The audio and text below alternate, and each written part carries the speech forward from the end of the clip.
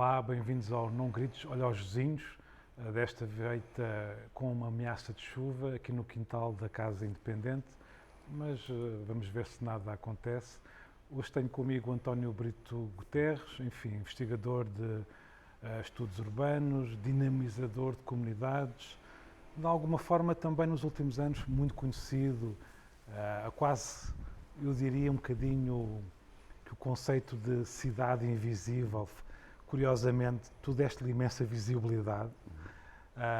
Tens inclusive uma rubrica na Antena 1 que trata um bocadinho dessas questões. E começava talvez por perguntar, António, de onde é que surge este teu interesse pela área da Grande Lisboa, por estes bairros da periferia da Grande Lisboa? Onde é que isto tudo irrompe? Resposta curta e resposta longa, não é? Nós queremos a longa. A longa. Não posso ser injusto, tenho que começar por casa. Okay? Por ter afinidades políticas em casa, de pensamento largo, pôr em questão as coisas, não é? Isso por um lado. Por outro lado, tenho um pai que era urbanista, portanto me influenciou nisso. Mas essencialmente, no meio da curiosidade que eu trazia de casa e do estímulo que tinha, põe-se a questão de eu ter crescido muito sozinho. Ou seja, eu cresci, se calhar fiz o percurso inverso ao teu, que normalmente é o que não se faz muito, que é eu cresci no centro de Lisboa, na zona de Arroios, que nos anos 80 era uma zona vazia, não tinha ninguém, acho que te recordas dessa imagem, não é? Tínhamos aquela zona de Saldanha como mental com o buraco, não havia nada, havia 3 carros estacionados, e dava-se o caso de, eu quando saía da escola não tinha ninguém com quem brincar na minha zona, estás a ver? E isso fez com que eu usasse muito o interface do arco cego dos elétricos para viajar. Então eu apanhava um bocado o Uaia ou calhas elétricos para sítios que tinham comunidade, que era o que faltava no sítio onde eu estava. No sítio onde eu estava era essencialmente idosos e escritórios, não é? Então eu comecei muito com essa prática de apanhar elétricos, ir até Alcântara, até ao fim das linhas, não é? Sabendo que isso é um privilégio, porque tinha aquilo ali, sabendo que o regresso era sempre a minha casa, porque era o terminal, e ia curtir bairros, ir ao futebol noutros sítios, estás a ver? Sei lá, entrava num jogo do Atlético com 12 anos, como se fosse neto de alguém, para entrar, para sentir esse estímulo. Pronto, isso por aí. Essa envolvência... Mas isto estamos a falar de que a idade juvenil, digamos assim? 11, 12, 13, né? Um bocado, portanto, essa influência caseira, não é? De educação, estímulo também antifascista, de pesquisa, de procura. E depois tive uma militância assim, extraparlamentar em juventude, não é? Muita questão dos centros sociais, etc., que normalmente albergavam também as comunidades à volta. Por exemplo, lembro na Casa Ocupada, na Praça de Espanha, trabalhávamos muito com a população cigana e do bairro do Rego, tínhamos muitas coisas, mas assim, o contacto que permitiu alargar essa minha perspectiva foi sem dúvida com o Pedreiro dos Húngaros, com o pessoal de TWA, não é? E comecei, de facto, do ponto de vista informal, sem nenhuma matriz profissional, ainda sem com o currículo académico concluído, nem perto disso, nem tinha começado, tanto estava ainda no secundário, a frequentar esses espaços. E comecei a perceber que aquela diversidade que tu vês nas ruas de Lisboa, nas manhãs, e na minha zona via-se muito, por exemplo, ia às 5 da manhã aos cafés, quando vinha da noite já em miúdo, e encontrava pessoas que depois questionavam onde é que elas moram porque não estão aqui, e comecei de facto a alertar, ok, estas pessoas estão em algum lado, são de algum lado, e portanto comecei a fazer movimentos contrários ao que é normal, que é olhar para a cidade que eu estou, perceber que é uma cidade cheia de gente, mas as pessoas não moram lá, e onde é que elas moram, e comecei a procurar pertenças que eu não tinha, e outras curiosidades, estás a ver? Só para perceberes, depois, há aqui uma aliança muito importante, que foi, comecei a tirar o curso de Serviço Social, e nessa altura houve antes de qualquer desafio profissional prático, eu e o primeiro G, mais o Ricardo, que está na escala, Ricardo Pimentel, criámos um coletivo. Não te esqueças que não estamos a falar numa altura que não havia redes sociais, não havia YouTubes, não havia nada, não é? As pessoas não se conheciam, portanto, o pouco se conhecia era através de cassetes que rodavam nos bairros, e eu e o Jorginho começámos a ir de forma random, itinerariamente, ao calhas, todos os fins de semana a um bairro diferente. E, portanto, havia a situação de nós chegarmos, ninguém nos conhecer, aos poucos as pessoas referenciavam, por cima, ele é o primeiro G, daquela cassete, daquelas mixtapes que havia, do Crónico, não é? Da TWA, e nós íamos para estes territórios, íamos para as esquinas, fosse do Miratés, fosse de Miracintra, estás a ver, em qualquer lado, até no bairro Alto fazíamos isso, aproveitando a confluência das pessoas que iam lá ter, e levávamos sempre um CD com beats, que nós morávamos juntos, eu e o Jorginho, tínhamos o estúdio em casa, um mini disc vazio, máquina fotográfica, máquina de filmar. Deixávamos isto circular nos bairros. E depois voltávamos um mês depois com tudo montado e o pessoal percebia que era simples. E foi muito aí que eu comecei este itinerário de rodar os territórios, perceber. O que é que começa a acontecer para ligar essa questão de cidade invisível, que depois também era fixe falarmos sobre isso, também para desmistificar algumas coisas sobre isso. Claro. Que é a questão de, eu começo a estar num território, começo a estar noutro, começo a estar noutro. Depois, profissionalmente, situei-me na Corraleira, que é um bairro muito central de Lisboa, embora muito escondido, e começo a somar, que normalmente não fazes. Estás no centro, vais àquele bairro e trabalhas naquele bairro, e estás ali muitos anos. Eu começo a ver, ok, quem é que mora aqui? Condições é que tem? São não brancos, quem é que mora ali? E começo a somar e começo a perceber, bem, isto é uma imensidão que está, pela maneira como o território está estruturado na Grande Lisboa, todo segmentado, todo difícil de se encontrar entre eles, obrigam-se todos a vir a Lisboa, e começo a perceber a dimensão real que isto tem. Okay. É interessante falar sobre a Corraleira, porque eu acho que já tinha dito há uns anos atrás que houve uma altura em que trabalhei num gabinete de estudos da Câmara de Lisboa, numa outra existência, e cheguei a fazer trabalho de campo na Corraleira, andei a fazer entrevistas às pessoas na altura em que supostamente estava a ser a fase da transição do bairro da Corraleira.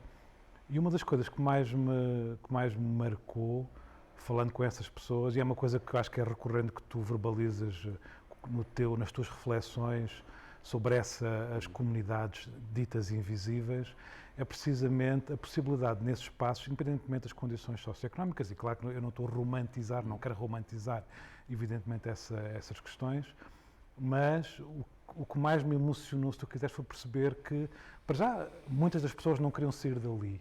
Portanto, quando eu dizia isto às pessoas, digamos assim, do meu círculo de sociabilidades, elas diziam como é que é possível, no fundo, quase a imagem era do bairro de lata, ou então, ainda pior, do bairro problemático, não é? Há sempre esses jargões estigmatizantes.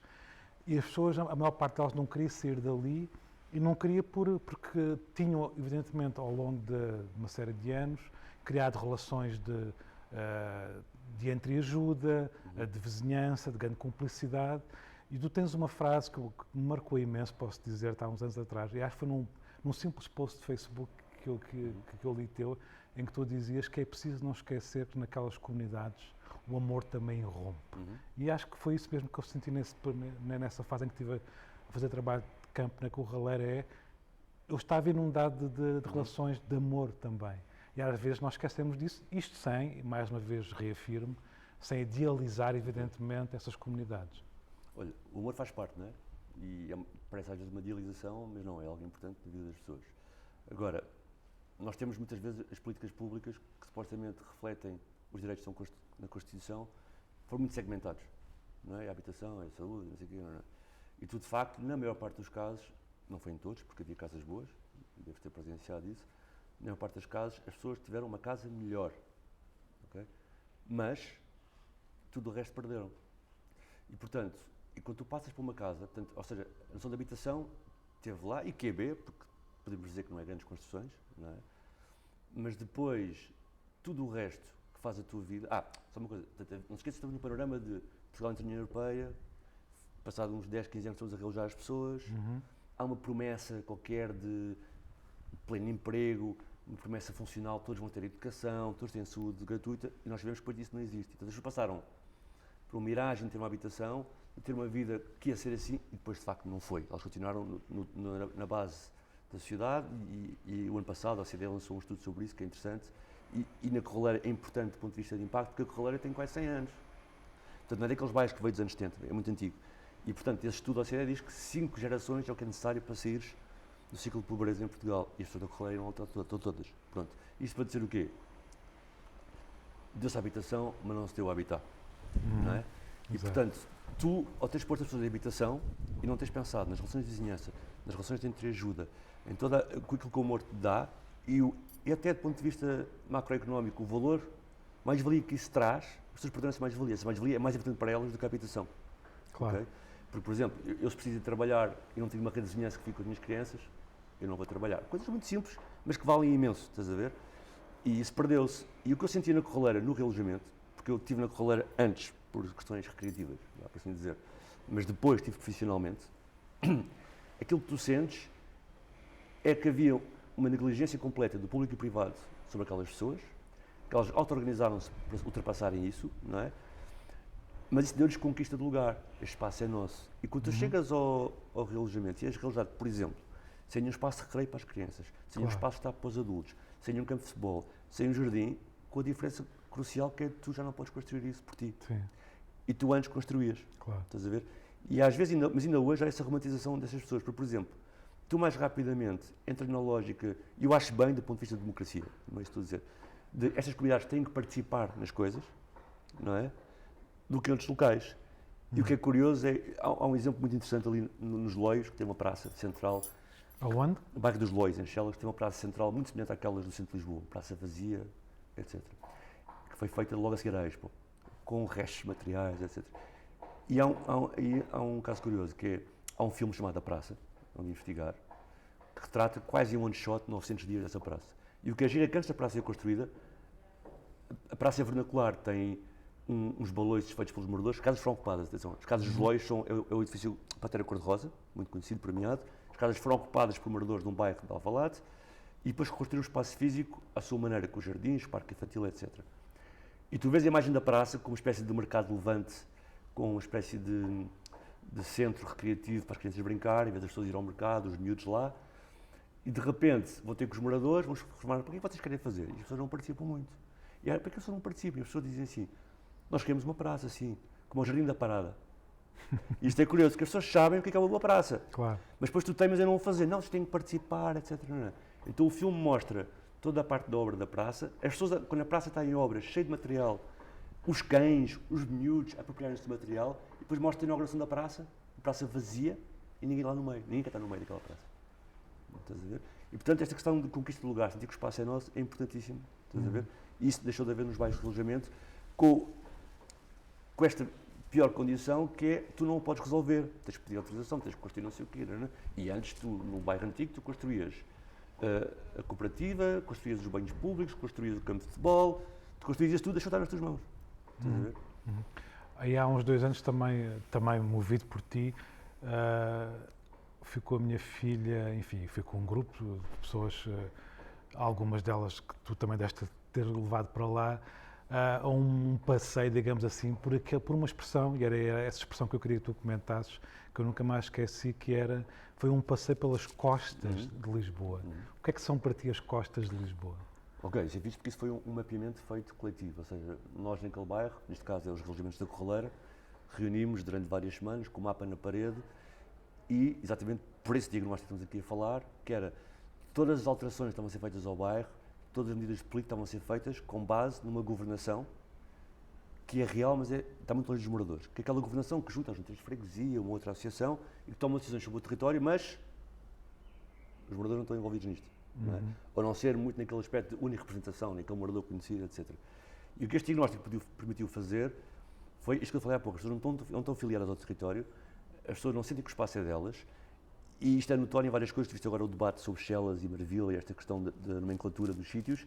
Ali ainda é mais grave. Por exemplo, para a Câmara de Lisboa, aquele espaço que tu falas, que é as costas da cidade, é o Vale de Chelas. Se tu fores para este território onde tu deambulaste e perguntares às pessoas onde é que é o Vale de Chelas, ninguém te sabe dizer. Sim. Portanto, repara como é esta, não é, distância incrível entre como tu chamas um sítio e as pessoas que lá moram.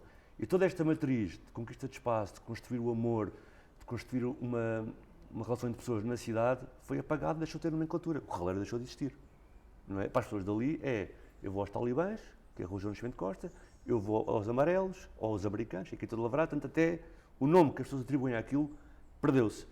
E as costas da cidade foi o nome que o João Alves, que é o presidente da Associação da Geração com o Futuro, que é um jovem, lembrou-se. Ele tem que lhe dar outro nome mais hardcore. Porquê? Porque tu, de facto, se tu pensares, Vítor, tu chegas à Paiva Conceiro, não é? E tu olhas para a Paiva Conceiro e vês todas aquelas avenidas, quem vem do cemitério, quem vem de Moraes Soares, quem vem de Sapadores, vão todas dar a Paiva Conceiro. E depois tu olhas, de facto, é do desenho urbano, tu achas que atrás não há nada. Que era onde estava a antiga, onde agora passa aquela estrada, mas antes tinha uma esquadra, tudo fechado, era uma frente de prédios, não é? E na verdade havia o bairro da Corraleira, não é? Que é atrás do cemitério, que era o extremo da cidade, que foi construído no século XIX, não é? E o relato daquelas pessoas, tens o relato de quem vem de imigração rural, nos anos 30, 40, 50, não é? Que vem de fora de Lisboa e ficam ali. E tens também outra história engraçada, que é, tens a história dos maias, que vêm de Lisboa, centro do fim do século XVIII, Estás a ver? E se tu fores ver as declarações de óbito da família Maia até agora, tu vês que cada declaração de óbito, com uma década, eles vão subindo. Portanto, porquê? Porque eles trabalhavam ali no centro, perto do Martim Muniz, perto do Campo Santana, porque era onde era a antiga Praça Torres, eles negociavam cavalos com a antiga Praça Torres, e as filhas de um senhor Carbanel Botas, que foi diretor dessa Praça Torres, casaram com os filhos do Maia, não é? E tens Rua de Arroz, Calçada de Poço dos Mouros, Pátio do Padeiro, que é Paiva Conceito, até que nos anos 20, também eles, que não tinham direito a esta cidade das Avenidas Novas, esta cidade de arrendamento urbano, vão lá para trás. E depois, para além disso, com o realojamento, que é uma coisa moderna no século XX, e tu viste, portanto, o que tu viste é uma coisa feita em 2000, tens um hectare ao ar livre, tens um baldio que só é cuidado pelas ovelhas do bairro, e é um sítio onde se despeja lixo. Cavalos, tu tens muitas fotos de cavalos. De cavalos, dos carneiros, são eles que cuidam daquele baldio, não é o público, estás a ver? E tens também uma central de atenção da EDP, e as pessoas moram ali encafuadas. Então o Joãozinho, quando estávamos a fazer este mapa de afinidades e de histórias sobre aquele território, que é giro porque é um bocado de arqueologia, tu percebeste, né? Tu andas pelo descampado, vês um azulejo e o Mário Maia conta-te que era a casa de não sei quanto, que moravam aqui 11 pessoas. Vês outro quadrado e ele diz, olha, fica aqui que eu nasci, estás a ver? E aquilo é uma arqueologia do espaço, é um bocado interessante, e as costas da cidade por isso, porque parece que a cidade acaba ali na Paiva Conceito, tem aquele buraco, que é as suas costas, e continua na Expo, ou continua depois em Marvila, estás a ver? E aquilo é tipo um no-go zone, not in my backyard. Sim, Estava a pensar que tem-se falado imenso, enfim, na última década, ou talvez um bocadinho menos, da transformação gigante em termos de território de Lisboa, muito parte dessa transformação movida por dinâmicas globais, enfim, neoliberalismo, gentrificação e por aí fora.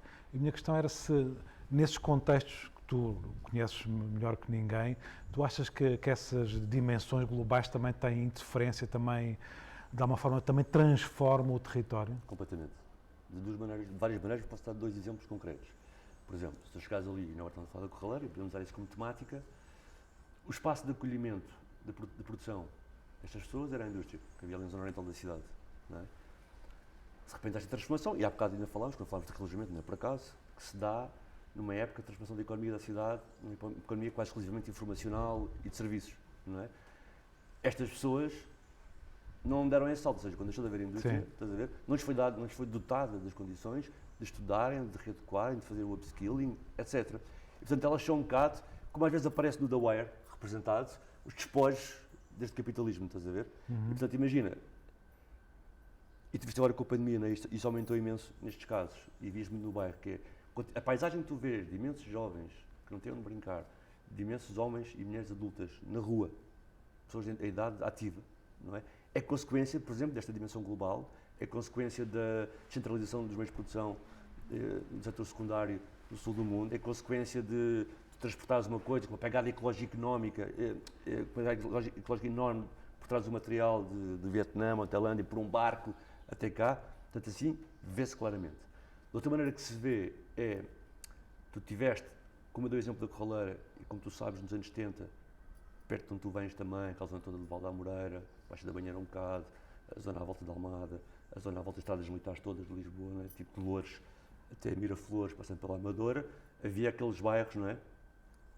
Que eram muito centrais, porque Lisboa, apesar de tudo, como metrópole, cresceu junto ao Rio, primeiro, né? Até cresceu primeiro para a linha de Cascais, do que cresceu muito para dentro, né? Tinhas aqueles bairros também, as Marianas, o Fim do Mundo, o Pedreira dos Húngaros, Algés, sítios centrais, e de repente, sítios que estavam numa construção da globalização atual, a partir dos anos 60, 70, 80, principalmente a seguir ao PREC, quando se passa a haver o crédito bonificado, isso é a primeira política, e começa a construir construção para compra, tens muitas pessoas com menos recursos, muitas descendentes de imigrantes que começam, por exemplo, a alimentar a linha de Sintra, por exemplo, ou algumas zonas da margem sul, e já vês esse pessoal a ser empurrado para ainda mais longe, porque as pessoas que estão em Lisboa de classe média estão agora a aceder a esses sítios. Claro. Não é? Portanto, tu vês o preço de uma casa na Rebeleira ou em Almada, tu vês, não sei qual é a consequência, mas lembro que a Almada, nas últimas eleições, e que surpreendeu um bocado as pessoas pelos resultados, a Almada tinha, de repente, 7 mil novos votantes. Não é? Então começas a ver também este jogo de empurro, portanto, vês isto na paisagem cotidiana, não é? E vês outra coisa também, desculpa, só aqui para acabar, um terceiro elemento, para congregar isto, que é no realojamento. Tu percebeste que em Lisboa havia aquela regra que o realojamento era feito, salvo algumas exceções, por exemplo, há realojamentos da Amadora feitos em Sintra, atenção. Há bairro da Copalma, é o realojamento de pessoas da Amadora para Sintra, mas é muito raro haver isso. Havia a regra do realojamento ser feito do seu concelho. Só que tu tinhas uma área metropolitana de Lisboa, por exemplo, na linha de Cascais e Oeiras, não é? Que tinha uma interioridade, Porto Salvo, Alcabidas, ainda meio rural, que acabou do ponto de vista económico, e tu conseguiste libertar pessoas que estavam num sítio terciário novo, pô-los no sítio de setor primário, onde os terrenos eram baratos para construir, não é? Os bairros foram construídos aí, e o sítio central que existia, Carcavelos, Miraflores, Algés, foram libertados para fazerem parte da infraestrutura do setor terciário, do nosso rodoviário, etc. Não é? Portanto, é curioso, estás a ver como esta dimensão global tem um impacto incrível nestas comunidades e na maneira como... Tens refletido também muito nos últimos tempos sobre um conceito que eu acho que em Portugal ainda não se discute muito, que é o direito à habitação, essa ideia. Que é, na verdade, qualquer coisa que está incluída, inclusive na Constituição portuguesa, mas que poucas pessoas realmente, até a verbalizar, até haver discussão pública sobre esta ideia, é qualquer coisa que não se vislumbra muito. Porquê? Porque é que tu achas que o direito à habitação ainda por cima, tendo em conta o contexto que estamos a viver, onde, evidentemente, com os problemas nucleares, na maior parte, e não é só em Portugal, na maior parte das sociedades contemporâneas, é precisamente a habitação? Okay. A habitação tem um problema, tem uma questão fulcral, que é quando tu garantes a habitação, de uma forma mais ou menos, tipo, ela está quando tem aquele rácio, normalmente eles dizem 33%, mas tem um rácio qualquer sobre o teu rendimento que é estável e abaixo, tu garantes uma série de coisas na vida. Sim, uma segurança e não é? Pronto. Agora, é preciso ver, vou dar só uma generalidade, se não te importas, sobre os direitos que estão na Constituição. E como é que isso se filia com a minha construção sobre este saber e da minha história, etc. Por exemplo, quando estás numa comunidade como estas, seja a Corraleira, seja na linha de Sintra, etc., as pessoas têm múltiplos empowerments ao mesmo tempo. Nós temos tendência a pensar só num. Vou dar habitação e resolvo o problema da pobreza. Já viste que é mentira. Não é? Resolve a saúde. Normalmente tu vês assim, de forma compartimentada e nunca vês de forma interseccional, que é que a análise do território da cidade te dá. Tanto no terreno, tu não tens aquela dimensão de papel de Excel, as pessoas precisam de direito à habitação. Sim. Consegues perceber que há um intercalar de desempowerment de toda a pessoa. Pronto. E tu percebes que esse desempowerment tem a ver com os direitos fundamentais que não estão consagrados de facto em políticas para as pessoas, que é, as pessoas não têm acesso à saúde como deve ser, as pessoas não têm acesso à educação como deve ser, não têm acesso à habitação como deve ser. E que isto faz? Vou dar um exemplo, se calhar mais radical da minha parte. Não é para a prisão em Portugal. Para? Prisão. Prisão. Eu posso pensar que estão lá os homicídios, estão lá os violadores, etc. Mas 90% da prisão é pessoal que vem destes territórios.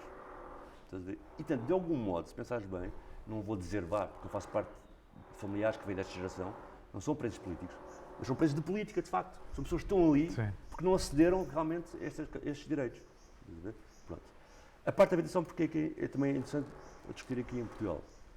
Ao contrário do resto da Europa, principalmente da Europa Central, Inglaterra, Holanda, etc., tu não tens habitação pública em Portugal sem ser habitação social. Não te repara bem nisso, não tens.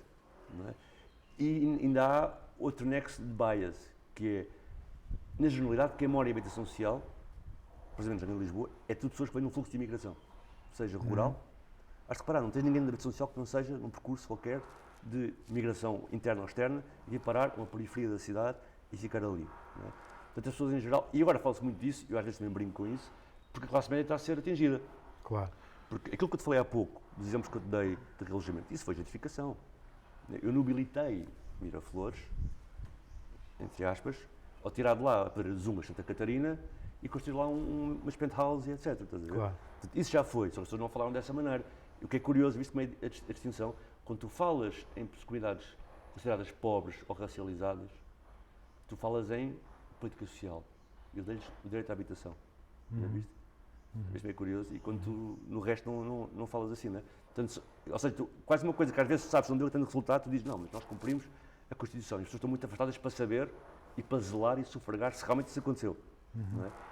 Agora, estás a perceber pelo que está a acontecer em Lisboa, isso é importantíssimo.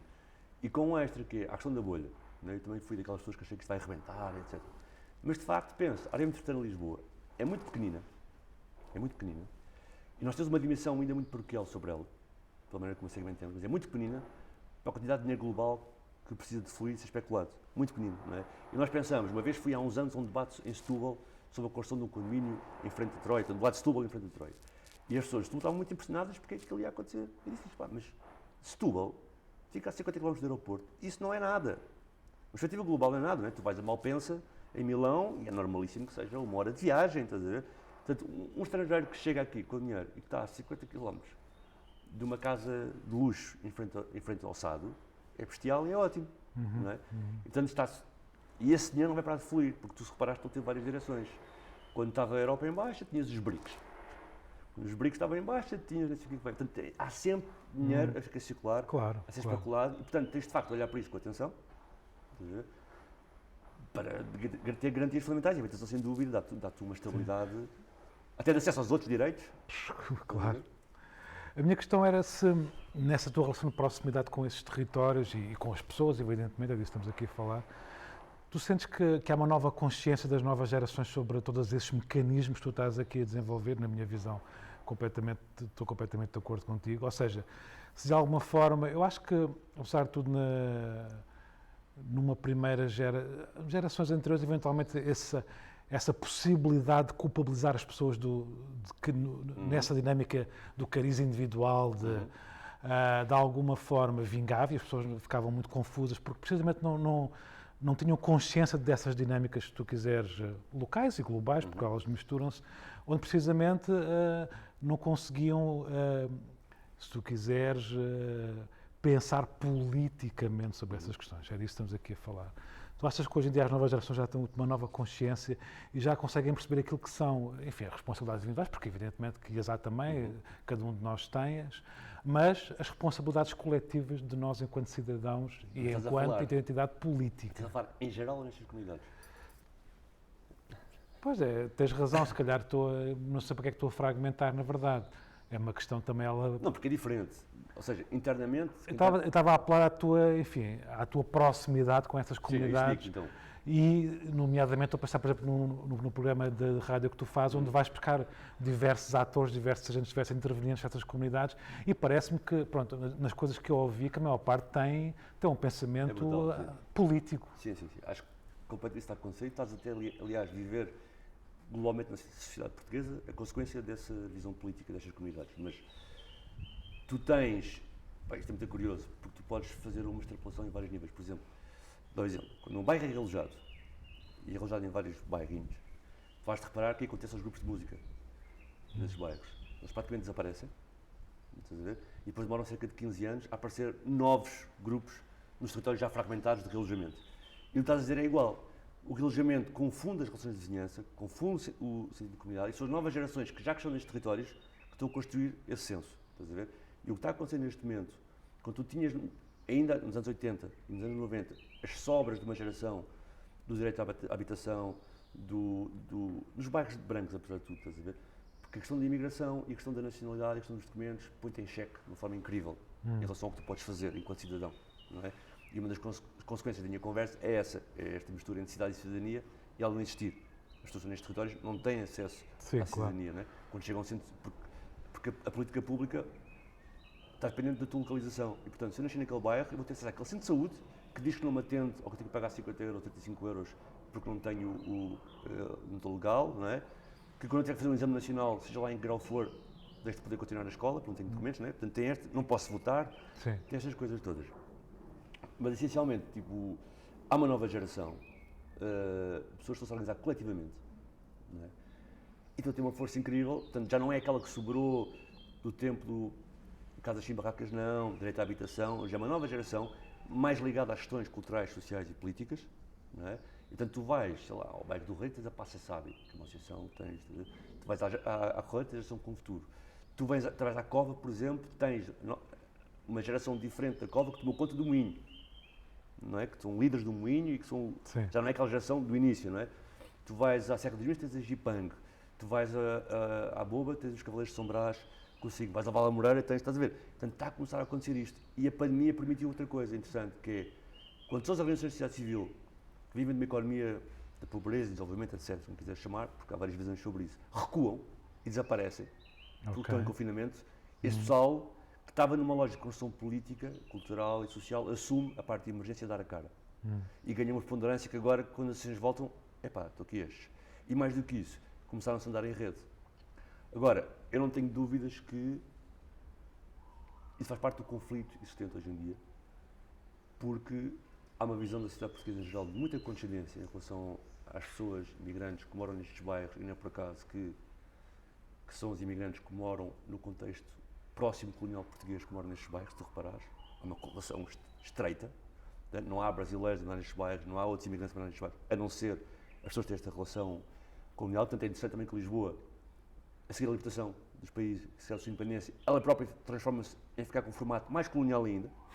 Já reparaste? Da maneira como recebe, Sim. parece quase aquela história que tu lias dos almanacs sobre Luanda, não é? Cidade Branca no meio, os Mosseques e Lisboa tem essa cena. Mas estás a perceber que a conversa de Portugal ser um país bom de acolhimento, principalmente com estas comunidades que vêm das antigas colónias, passava por uma grande condescendência. Que é, tu és um bom imigrante quando baixas a cabeça e apanhas o comboio para a periferia, vais lá para a tua casa. Tu és um bom imigrante quando se romantiza, quando quer dar o lado bom do bairro destes é mostrar uma mulher a acordar às 4 e a chegar às 10 a casa. As pessoas afinal trabalham, não é? E estás a falar de escravidão sem reparares. Estás a ver? E, portanto, estas novas não estão a dar a cara. E tu vês que a sociedade portuguesa é muito defensiva nisso. Não é? Ou tens a pessoa individualmente que diz que tem um amigo negro, Sim. ou diz logo que tu nem sei o quê, deixas direito, portanto estás a reparar. Sim, Está a haver claro. esse choque neste momento. Olha, também tens refletido muito sobre a cultura, em particular a música, já participámos num outro debate em conjunto. Apesar de tudo, a música, pronto, concordarás comigo, faz parte do leque de acontecimentos expectáveis que podem acontecer nesse tipo de contextos. Mas, claro que, pronto, e a música é o exemplo talvez mais estudado, mas há muito mais do que além de música nesses contextos, ou seja, nessa capacidade de afirmar, na verdade, outros mundos também, outros imaginários, outras visões, outras, sei lá, outras possibilidades de afetos também. Sim. Não, por isso que há bocado, estavas a falar um bocado em off, era um bocado essa conversa aqui.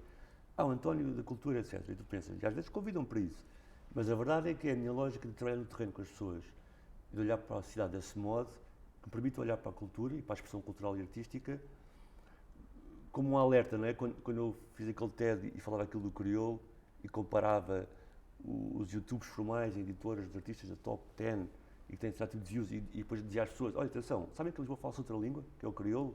E se eu sei que as músicas feitas em crioulo têm a mesma dimensão ou maior dos Açores que isso, não é? Para as pessoas perceberem que aquilo que é o mainstream, e não gosto desta palavra, mas já no ano passado discutimos sobre isso, mas só para quem está a ouvir entender, é construído com uma base muito pequena de quem mora aqui. De facto, não há outros mundos.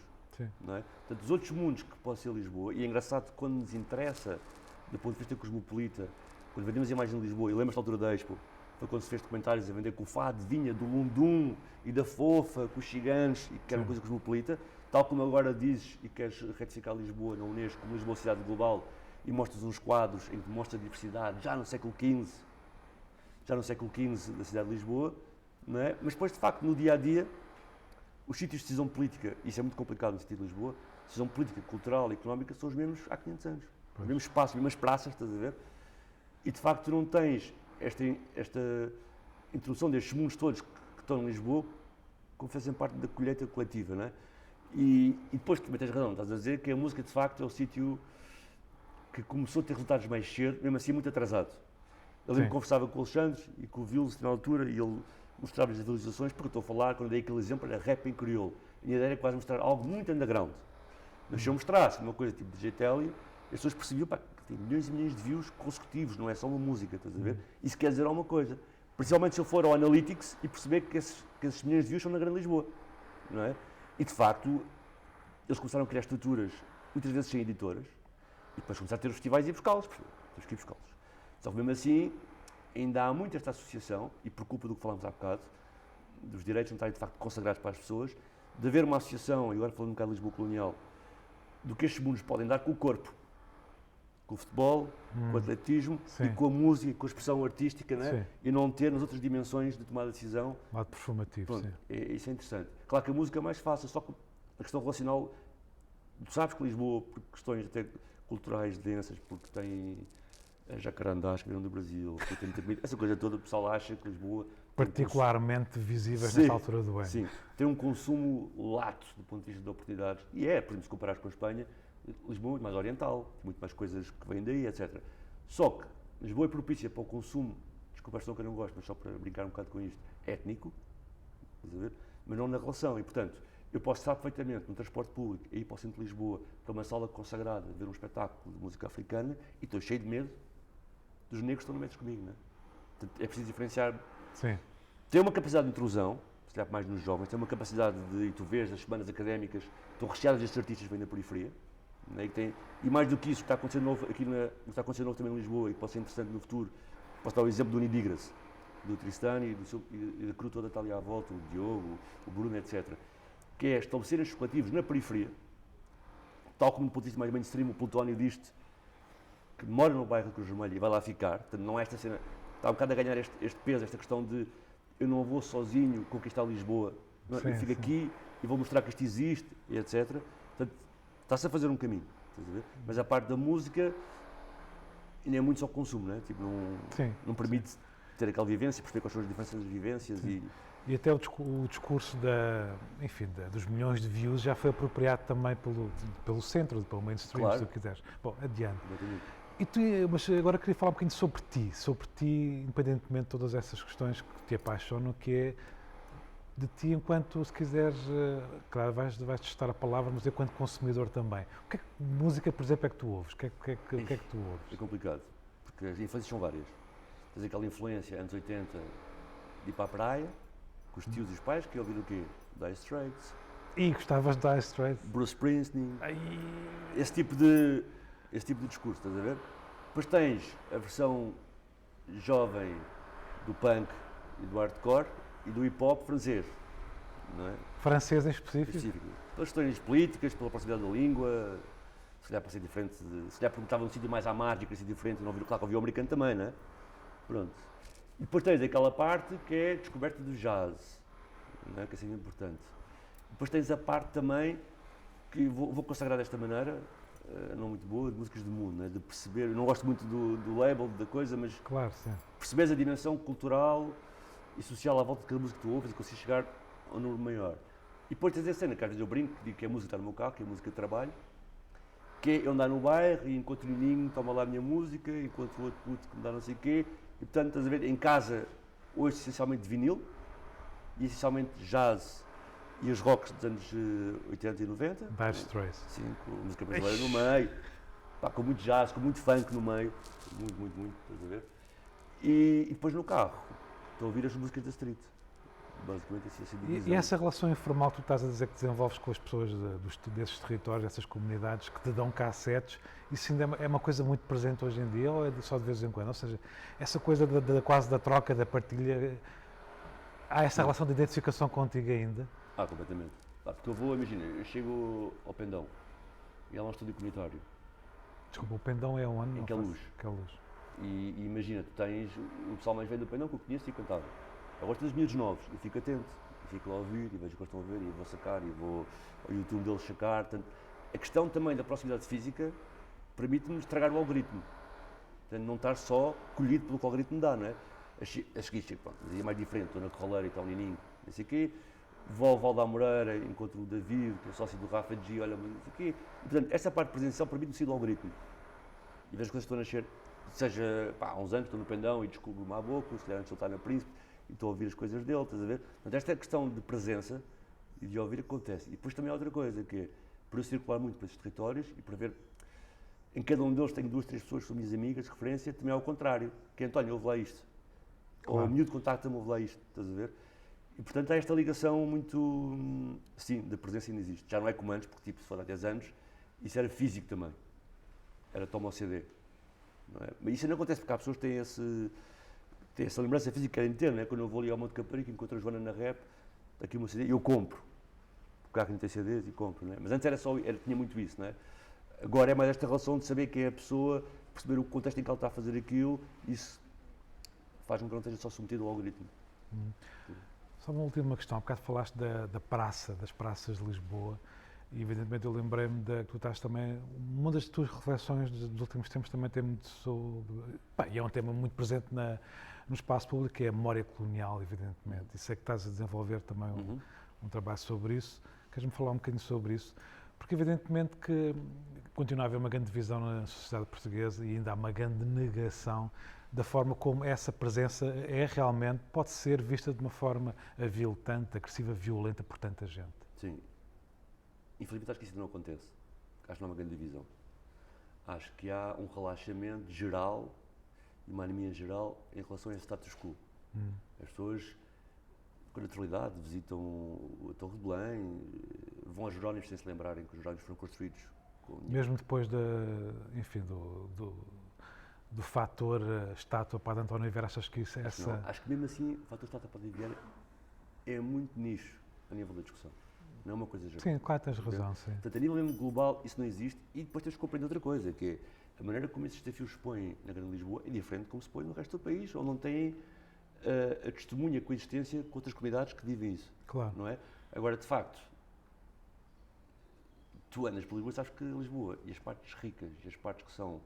Por acaso, tens dois templos de Lisboa interessantes que se cruzam, né, porque foram reaproveitados no mesmo momento, que é, tu sabes que grande parte das coisas que estão aqui, que tu passeias, que tu veneras, que tu vais, foram construídas com todo o dinheiro e o valor ganho por esse colonialismo, isso por um lado, e depois tens toda uma existência que aproveitou-se disso e que ainda é reforçada hoje em dia, que é a maneira como o Estado Novo e o Ferro, António Ferro, aproveitaram esse legado para marcar a cidade, não é?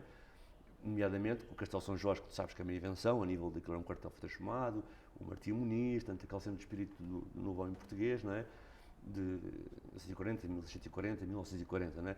É engraçado que isso ainda hoje se mantém, tem essa presença. Quase um bocado a brincar, desculpa agora virar-me para ti, como numa cidade proletária, operária, como o Barreiro, tens uma idolatração estranha com o Alfredo da Silva, não Sim, é? claro. Que tem um papel de estranho nisso também, não é? Claro. Pronto, aqui acontece o mesmo. Essa marca existe, as pessoas não Para lá de questionam. ambíguo. Exato. E as pessoas não questionam isso, estás a ver? Para além disso, tens a própria forma da cidade, que disse há bocado, a maneira como a cidade depois cresceu, é completamente colonial no sítio onde põe as pessoas.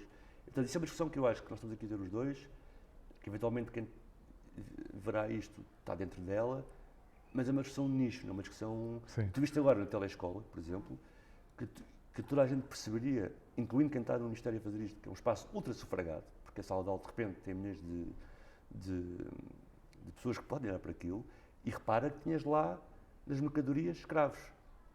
E é uma coisa fácil de resolver, não é? Ou tens lá escravos nas mercadorias e depois não tens nada, e depois os alunos a pensar, não há nada estranho aqui, e faz a coisa, ou então tiras escravos e contextualizas, mas ainda Claro. se mantém. E vai ser muito difícil essa história, porque, lá está, aquilo que falávamos no outro dia, é muito defensiva a reação da sociedade portuguesa em relação a isso, mas tem que ter noção que toda a riqueza de Lisboa, que é monumentalizada e que é guiada para os estrangeiros, etc., é em volta de algo que foi construído dessa maneira. E tu tens a exposição sobre o racismo e cidadania em 2017 no Padrão de Descobrimentos, que já é um princípio, desde já que também usar isso, mas isso é nicho, não é uma cena global. E agora tens a cidade, que de facto é diversa, tem uma nova geração que vai reclamar sobre isso. Vou dar um exemplo muito textual. Eu moro na Penha de França. Eu, se quiser investigar sobre os grandes guerrilheiros africanos, e nós conhecemos alguns pela guerra colonial, /guerra de libertação, Miguel Cabral, Agostinho Neto, etc. Mas se queres conhecer historicamente quem são os guerrilheiros, os grandes sobas, etc., tu basta agarrar, ir a uma enciclopédia, agarras em cada rua da Penha de França e descobres quem é que eles mataram. Porque a Penha de França, o General Roçadas, o Paiva Coceiro, todos eles são pessoas da conquista da África, no tempo, estás a ver, século XIX, século XX, e de facto eu descubro que é o soba que eles mataram, descobres a resistência por aí. Portanto, Lisboa está marcada por isso ainda hoje. Sim. As pessoas falam do bairro das Colónias, bairro das Novas Nações. Sim, o mais grave ainda é isto, é tipo teres um bairro inteiro que tem nomes de pessoas, não é? Sim. Portanto, é uma presença, estás a ver, imediata. Para além depois da parte que eu não consigo representar em tu, nós temos aqui uma parte que é mais intelectual, etc., que é a parte de corpo, que é imaginar no meio disto tudo, tu não seres branco, estás aqui. Sim, claro. António, muito obrigado por teres Obrigado. vindo aqui à Casa Independente, hoje com um barulho de fundo, esperemos que não danifique o que foi aqui dito, e para vocês até à próxima. Obrigado.